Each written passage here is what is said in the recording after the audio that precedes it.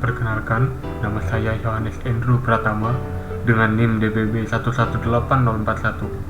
Saya akan presentasikan tugas besar rancangan arsitektur 6 saya yang berjudul Sekolah Terpadu.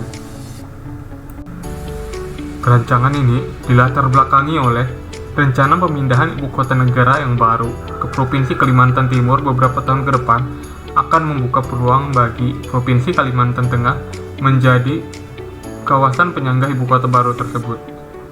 Dalam hal ini akan memberi dampak yaitu pesatnya pertumbuhan bangunan gedung-gedung usaha dan sekolah dan kenaikan jumlah kepadatan penduduk terkait dengan optimalisasi lahan dan infrastruktur dalam kawasan penyangga ibu kota tersebut. Dalam perancangan sekolah terpadu ini terdapat 4 strategi yang digunakan dalam perancangannya, yaitu yang pertama, sustainable atau keberlanjutan. Dengan menerapkan prinsip-prinsip keberlanjutan guna menghadapi masa globalisasi di mana efisiensi energi dalam bangunan menjadi hal yang sangat penting untuk kedepannya. Kemudian yang kedua, yaitu green building atau bangunan hijau atau dapat juga disebut arsitektur hijau, yaitu menjalin keterhubungan dengan alam sebagai upaya menunjang aktivitas pengguna dengan tetap menjaga kesehatan mental dan fisiologis. Selain itu, arsitektur hijau juga memberi timbal balik kepada lingkungan sekitar. Kemudian untuk yang ketiga, yaitu penerapan smart building, yaitu dengan menerapkan prinsip-prinsip bangunan dengan pemanfaatan teknologi yang terbaru yang dapat menunjang dan membantu keberlanjutan di dalam bangunan tersebut. Kemudian yang keempat, locality building, yaitu menerapkan lokalitas daerah sebagai cerminan budaya maupun aktivitas sosial tempat tersebut yang mencerminkan suatu ciri khas dari arsitektur daerah tersebut. Site bangunan yang terpilih merupakan site alternatif 2, yaitu yang terletak di Jalan R.A. Kartini, Kota Palangkaraya. Pemilihan site berdasarkan scoring dan analisa yang telah dilakukan. Dalam menentukan desain bangunan, maka dilakukan analisa terhadap 3 permasalahan di site tersebut, yaitu yang pertama analisa matahari, dengan menentukan dan mengamati arah matahari untuk menentukan orientasi bangunan dan masa bangunan sehingga bangunan dapat terlindung dan memanfaatkan sinar matahari, sehingga hasil dari analisa matahari akan menjadi pembagian zona-zona bangunan. Kemudian, analisa angin dan hujan. Analisa ini bertujuan untuk menentukan bukaan dan orientasi serta gubahan bangunan, sehingga dengan mengetahui arah-arah angin akan menentukan arah bukaan dan letak-letak bukaan untuk menjadi sirkulasi penghawaan alami dalam bangunan. Kemudian, analisa kebisingan. Dengan analisa ini akan mengamati sumber-sumber kebisingan, sehingga dengan mengetahui sumber-sumber kebisingan akan menemukan permasalahan untuk mengatasi kebisingan-kebisingan yang berasal dari sumber tersebut. Terutama, fungsi bangunan ini adalah sekolah terpadu yang memerlukan ketenangan dalam proses belajar mengajar.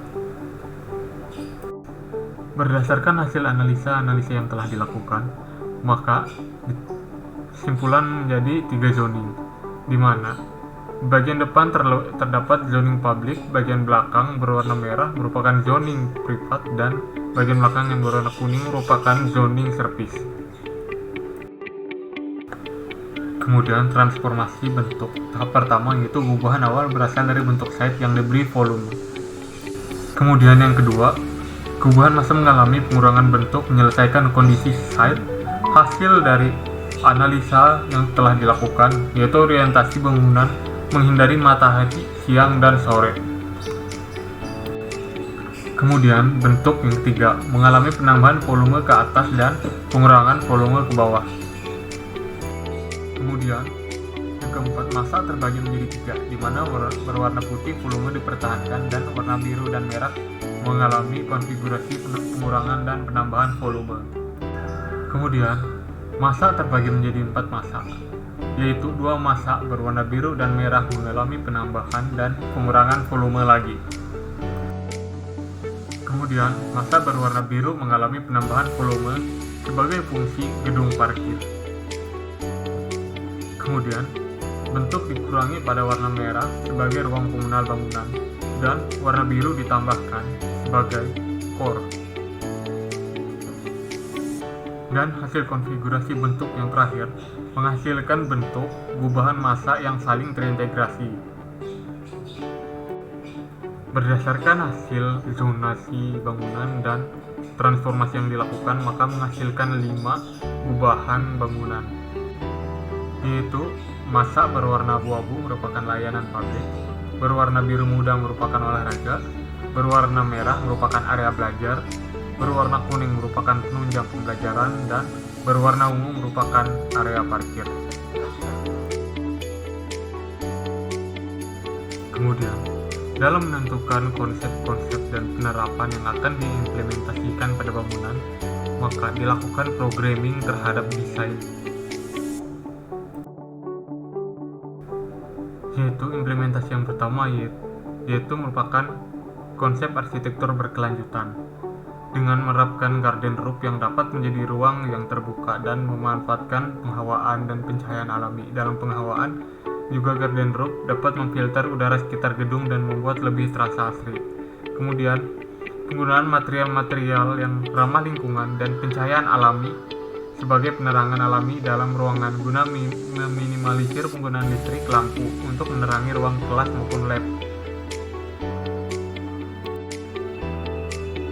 Kemudian, konsep green architecture yang dengan penerapan arsitektur hijau berupa gubahan memiliki bentuk terintegrasi sehingga terdapat banyak ruang untuk dijadikan roof garden dalam upaya penerapan konsep arsitektur hijau pada bangunan sekolah. Kemudian, penggunaan pagar hijau pada bangunan juga dan pada balkon yang menjadi fasad bangunan guna filter udara yang menembus bangunan sehingga udara yang masuk lebih bersih karena melalui filter alami. Kemudian, penerapan roof garden menjadi ruang-ruang terbuka dan pemanfaatan potensi hijau pada bangunan, serta manajemen air dan penggunaan fotovoltaik panel untuk efisiensi energi dan kebutuhan dalam bangunan. Kemudian, penerapan smart building atau bangunan pintar dengan penerapan sebuah inovasi yaitu inovasi smart facade, di mana fasad memiliki sensor yang dapat dilihat pada gambar tersebut memiliki penampang berupa sensor yang mengendalikan kaca yang tersusun pada jendela, merupakan fotovoltaik panel yang dapat menangkap energi matahari yang dijadikan energi dan menjadi filter udara yang dapat menyesuaikan suhu, sehingga penggunaan smart facade dengan sistem yang terintegrasi setiap modulnya dapat membantu penerapan arsitektur hijau dan berkelanjutan dan dapat memanajemen pencahayaan alami yang berlebihan maupun tidak.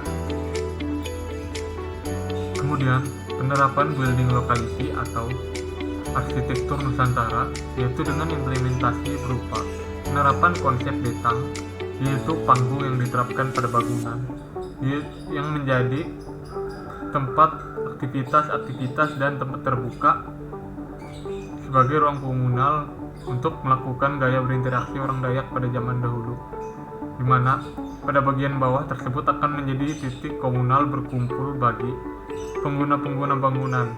Kemudian, pada fasad menggunakan material kayu sebagai material alami yang sering ditemukan pada daerah tersebut, dan penggunaan atap yang merupakan representasi pada gaya modern dari atap betang.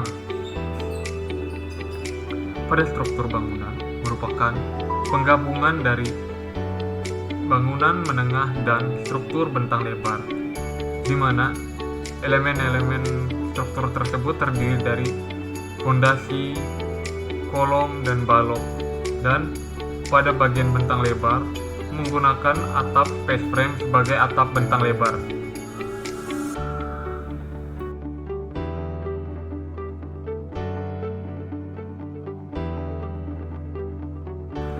Sekian video presentasi rancangan saya. Terima kasih.